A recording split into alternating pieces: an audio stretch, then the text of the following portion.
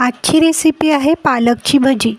पालकची भजी बनवण्यासाठी पालक स्वच्छ धुवून बारीक चिरून घेतला आहे. 2 मोठे कांदे उभे पातळ चिरून घेतले आहे. 5 ते 6 हिरव्या मिरच्या चिरून घेतल्या आहेत. अर्धा चमचा हळद, 1 चमचा लाल तिखट, चवीनुसार मीठ, तसेच 1 चमचा ओवा हातामध्ये छानसा क्रश करून टाकायचा आहे.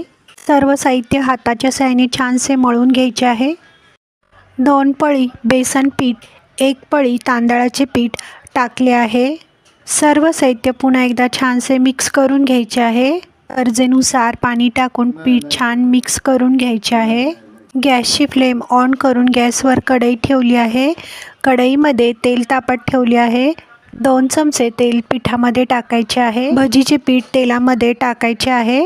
भजी छान गोल्डन ब्राऊन कलर होईपर्यंत मीडियम गॅसवर छानशी तळून घ्यायची आहे. खाण्यासाठी तयार आहे कुरकुरीत पालकची भजी.